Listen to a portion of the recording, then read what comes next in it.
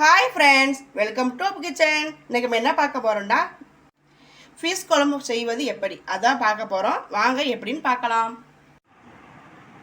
பாருங்கள் ஃப்ரெண்ட்ஸ், நம்ம வந்து மீன் மசாலா பொடி வந்து ஒரு 4 டேபிள் ஸ்பூன் இதில் போட்டிருக்கேன். அதுக்கப்புறம் தக்காளி ஆட் பண்ணிக்கலாம். பாருங்கள், நான் தக்காளி 1 ஆட் பண்ணிக்கிறேன். அடுத்து வெங்காயம் 1 ஆட் பண்ணிக்கிறேன். அடுத்து நான் பச்சை மிளகாய் 5 ஆட் பண்ணிக்கிறேன். அடுத்து நான் கருவேப்பிலை 2 ஆட் பண்ணிக்கிறேன். அடுத்து வந்து ஒரு லெமன் சைஸ் புளி எடுத்து வச்சுருந்தேன், அதை கரைச்சி வச்சுருக்கேன், அதை ஆட் பண்ணிக்கிறேன்.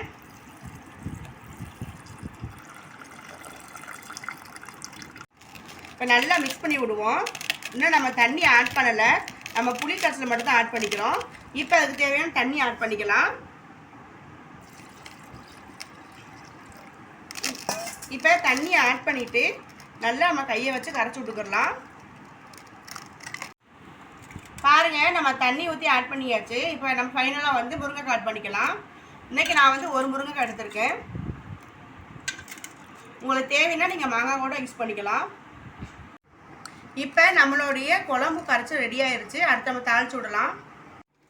பாருங்கள், நம்ம எண்ணெய் 2 டேபிள் ஸ்பூன் ஊற்றிக்கிறோம். அடுத்து நான் வந்து சோம்பு ஆட் பண்ணிக்கிறேன். சோம்பு நல்லா பொரியட்டு. சோம்பு நல்லா பொரிஞ்சிருச்சு. அடுத்து வெங்காயமும் கருவேப்பிலை ஆட் பண்ணிக்கலாம். இது நல்லா ஒரு 2 நிமிஷம் நல்லா வதங்கட்டு. நம்ம அடுத்து வந்து ஒரு பிஞ்சு மிளகாப்பொடி ஆட் பண்ணிக்கலாம். உங்களுக்கு தேவைன்னு ஆட் பண்ணிக்கிறங்க, இல்லைன்னா வேணாம். நம்ம ஏற்கனவே பச்சை மிளகா 5 ஆட் பண்ணிக்கிறோம், அதுவே காரமாக இருக்குது. நம்ம மீன் மசாலாவில் உரப்பு சேர்த்துருக்கோம், அதுவும் காரமாக இருக்குது. பாருங்கள், நல்லா வதங்கிருச்சு. அடுத்து நம்ம மீன் கரைச்சலை ஆட் பண்ணிக்கலாம். பாருங்கள், நம்மளுக்கு தேவையான உப்பு ஆட் பண்ணிக்கலாம். நம்ம ஆட் பண்ணிக்கிட்டு நம்ம ஒரு கிளறி விட்டுக்கலாம்.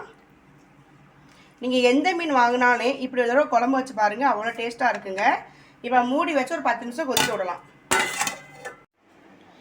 பாருங்கள் ஃப்ரெண்ட்ஸ், இன்றைக்கி வந்து நான் 1/2 கிலோ வெலை மீன் எடுத்திருக்கேன். 10 நிமிஷம் ஆயிடுச்சு. நம்ம மீன் ஆட் பண்ணிக்கலாம். மீனை நல்லா ஒவ்வொன்றும் ஆட் பண்ணிக்கிறங்க, கேப்புட்டு. பாருங்கள், மீன் ஆட் பண்ணிக்கிட்டோம். இது வந்து அடுப்பை சிம்மில் வச்சுக்கிட்டு ஒரு 7 நிமிஷம் நல்லா கொதிக்க விடுங்க. பாருங்கள், நல்லா மீன் கொதிச்சிருச்சு. அடுத்த ஃபைனலாக நம்ம தேங்காய் பால் ஆட் பண்ணிக்கலாம்.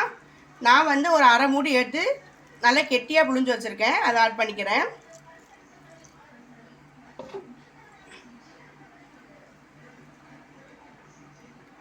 இதை அப்படியே ஒரு 2 நிமிஷம் கொதிக்க விடுங்க.